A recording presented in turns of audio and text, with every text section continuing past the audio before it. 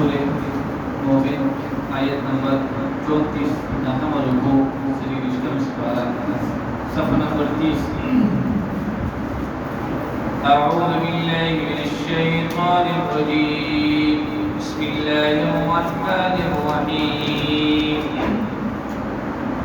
ولقد جاءكم يوسف من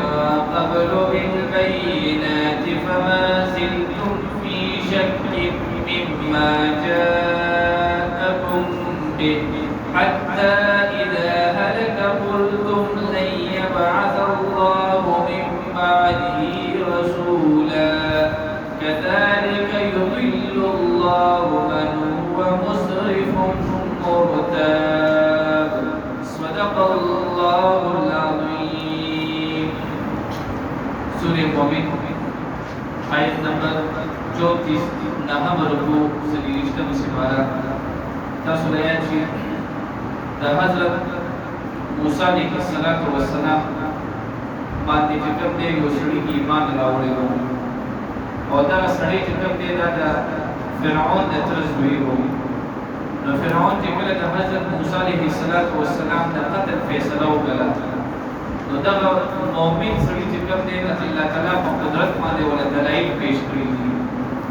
او دا چې د حضرت موسی علیه السلام د هغه حقیقت او بیان کړی دی اور دا چې د نور انبیاء کرام ذکر یې وته کړی دی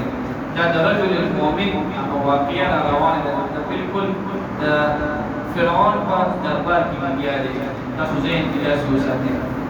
نو فرعون چې کوم دی په مصر کې پیدا شوی و نو دا سړی وته چې کوم دی فرعون ته وایي او د فرعون چې کوم کابینه و هغه ته وایي چې دا چې چلو په دې مصر کې چې کوم دی یوسف علیه السلام الله پیغمبر را لېږلی او ویل الله تعالی توحید ډېر خپل بیان کړو او زموږ او د ستاسو پلان دی ګونه هغه په دې شک کې وو چې آیا دا پیغمبر دی او پیغمبر نه دی او چې کله یوسف علیه السلام وفات شو د ویتاسو چې کوم دی او زموږ پلان او زموږ دی ګونه بیا دا ارمان کولو چې کاش موږ د یوسف علیه السلام خبره منلې و سلام علیکم وی تاسو بس وایي چې موږ د موسی علیه السلام قتلو او تاسو دا خبره کوي چې د موسی علیه السلام د الله تعالی پیغمبر نه دی نو وی په دې مصر ته کوم دې څوک راغلی و یوسف علیه السلام نو دا زموږ عادت دی زموږ پلاران او زموږ نیکونو هم د یوسف علیه السلام کې شک کړو چې دا پیغمبر دی او پیغمبر نه دی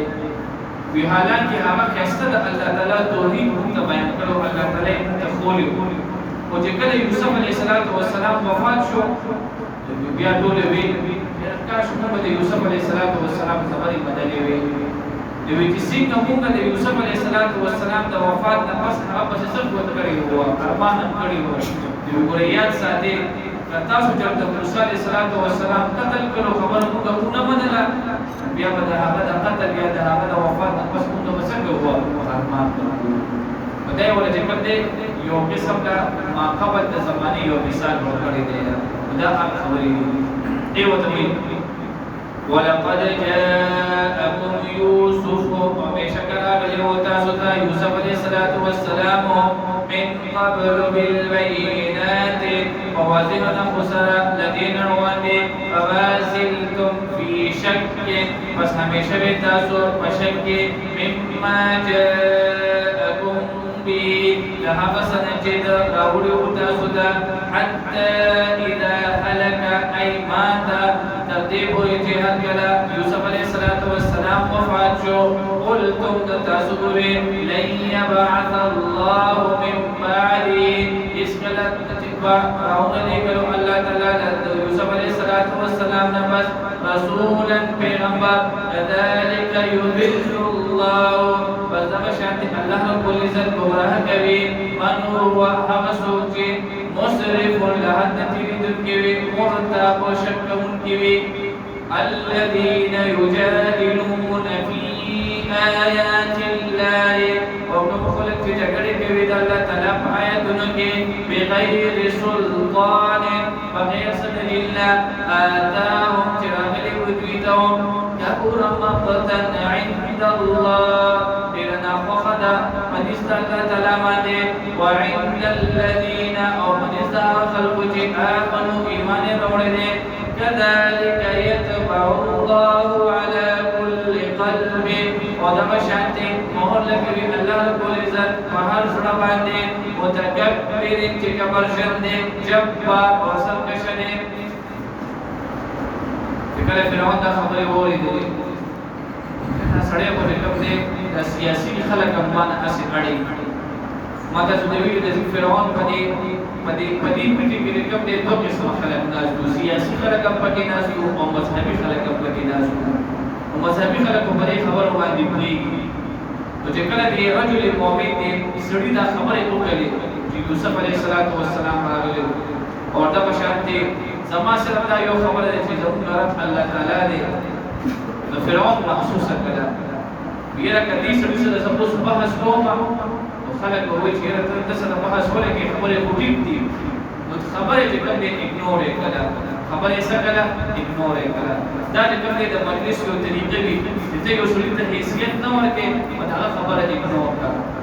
نو فرعون چې کوم دی دا ټول خبره خو اورېدلې او بحث یې وسره نه کړو پټاره کې کوم دی حامان ته داسې مخ نه واړو ما تاسو ته ویلو په دې کې کوم دی حامان هم ناستو حامان دا چې کوم دی د فرعون وزیر و داسې مخ یې ورته راواړو دوی حامان داسې چل دی دې زیاتې خبرې کوي او وایي چې زما الله چې کوم دی زما رب چې کوم دی الله دی او موسی علیه السلام